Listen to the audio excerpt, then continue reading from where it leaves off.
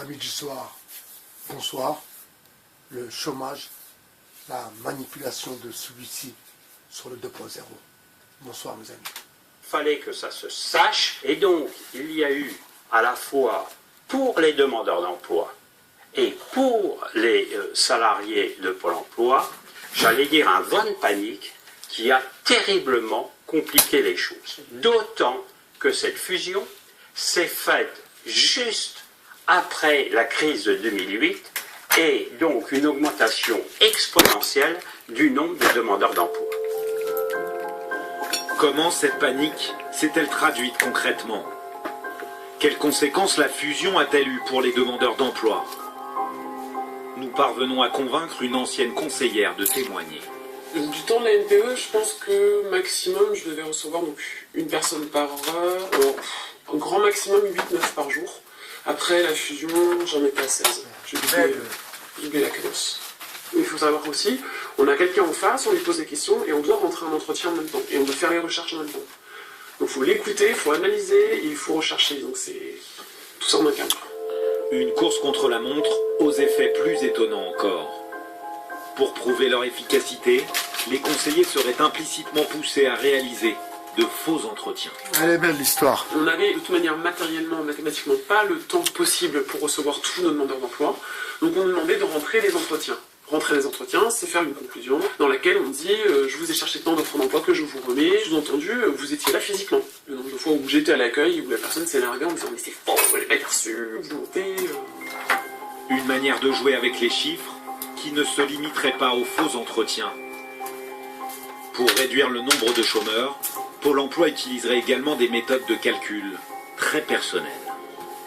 Alors les astuces pour faire baisser les chiffres, c'est d'envoyer les gens en formation, puisque là ils sont plus ni en catégorie 1 ni en catégorie B, c'est radier. Yeah. C'est aussi les gens qui sont en temps partiel, ne font plus partie des chiffres. C'est jamais des discours très clairs, il n'y a pas une réunion où on vous assoit.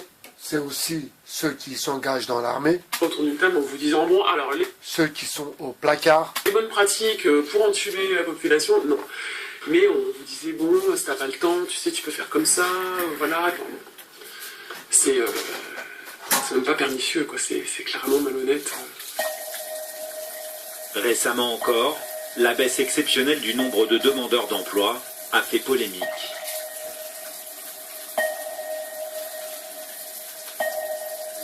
Conseillers débordés, connaissance approximative du marché du travail, chiffres mouvants, les reproches faits à Pôle emploi sont nombreux. Alors certains profiteraient sans scrupule de ces dysfonctionnements pour se la couler douce au soleil.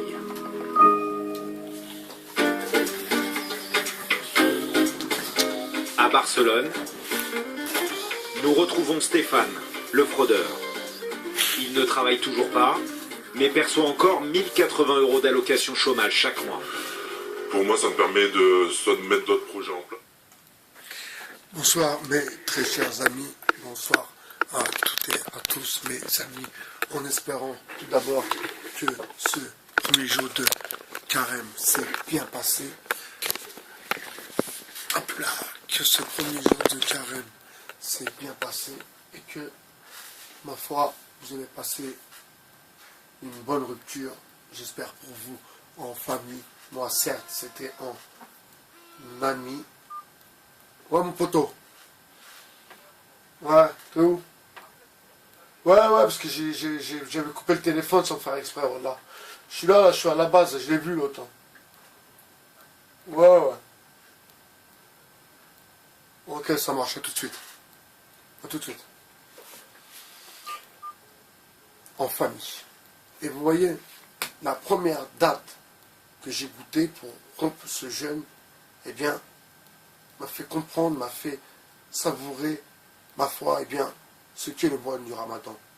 C'est-à-dire reprendre le vrai goût des choses, le réel bonheur que les choses peuvent vous apporter. Et ma foi, dans la vie, c'est aussi la même chose.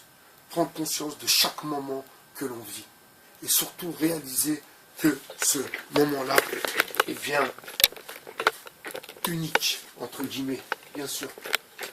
Que c'est des moments bien spéciaux, des moments qui vous appartiennent. Alors, vous savez,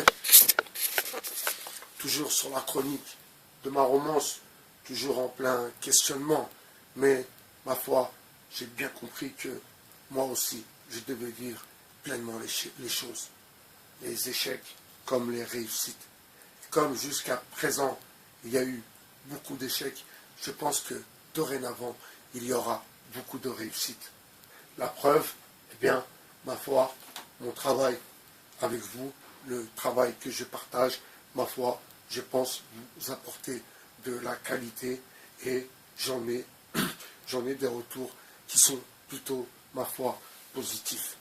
Alors, aussi pour que les choses soient claires, pour pas qu'il y ait d'embrouille, si vous voulez, bien sûr, la politique n'est pas du tout une chose qui m'intéresse. Ça, c'est une certitude. Tout comme la musique. Ce ne sont pas des choses dans lesquelles je me pense ou je me vois faire une carrière, bien entendu. La politique, pourquoi? Parce que la politique, c'est le copain de papa, c'est de papa à maman, c'est entre eux, c'est dans leur game.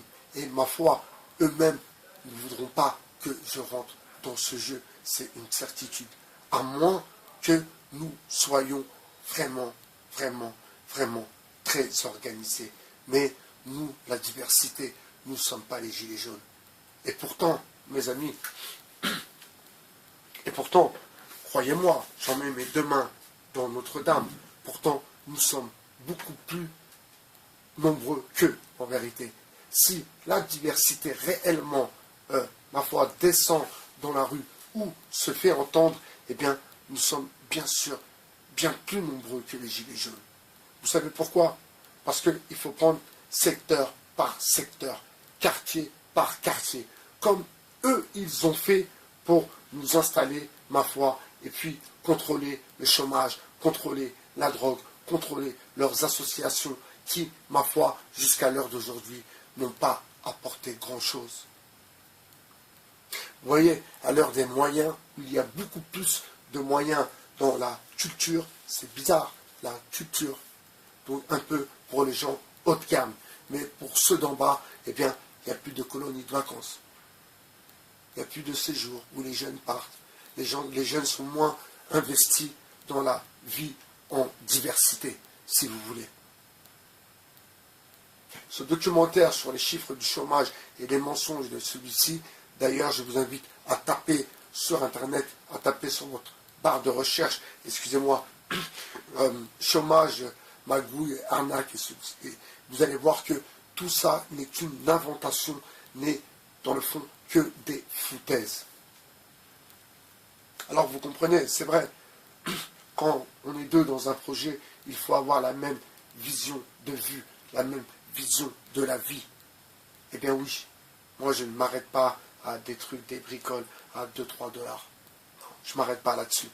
Parce que je laisse ce temps en espérant voir beaucoup plus gros dans le nombre, dans le chiffre, bien sûr. C'est pas que je suis un mange petit ou je suis un crevard, non. Mais j'espère et me vois plutôt dans une situation plutôt confortable. Parce que j'en ai envie et parce que je dois faire en sorte de pouvoir, si vous voulez, pouvoir ravir mon envie, plutôt la combler mon envie de vouloir vivre bien, ma foi. Et bien sûr, d'entretenir ma femme. C'est même pas d'entretenir ma femme. Ma femme reste avec moi. Ma femme est pour moi, et pour la maison, et pour les enfants. Donc, ce n'est pas que j'entretiens ma femme, mais, ma foi, si je peux faire en sorte que ma femme ne travaille pas, bien sûr que je le ferai, et elle sera autant épanouie que si elle ne travaille. Vous comprenez? Beaucoup ils disent, certains, oui, mais la femme qui ne travaille pas, elle ne peut pas s'épanouir. C'est faux. Une femme qui ne travaille pas, elle s'épanouit dans sa maison, elle s'épanouit avec ses enfants, avec ses amis, avec sa vie. Donc ces gens-là qui disent, oui, non, mais la femme doit travailler, ces gens, ce sont les patrons. Comme ces patrons qui disent, oui, mais c'est la crise. Il n'y a pas de crise. C'est que du bluff. C'est que des mythos. Tout le monde sait ce qui est en train de se passer. Que maintenant, oui, c'est l'esclavage. Nous sommes dans ce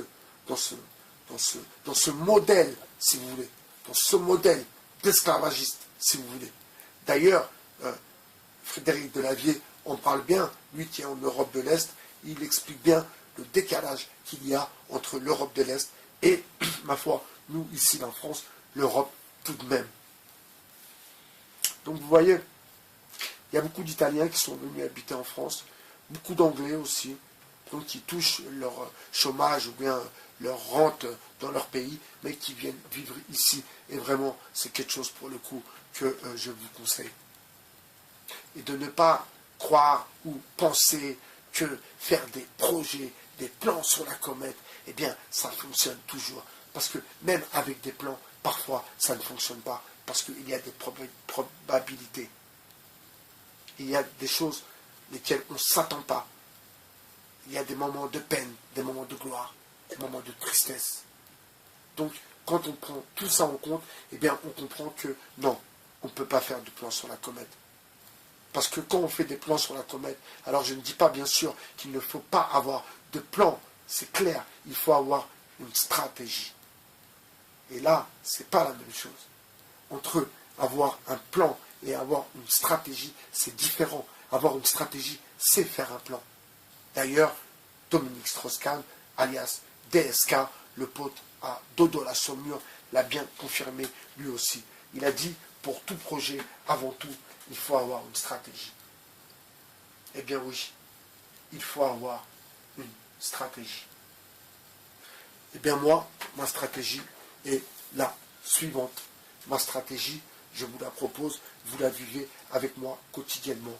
Je partage avec vous ma future ou même ma réussite, parce que le fait que vous regardiez simplement cette vidéo, eh bien, pour moi, c'est une réussite.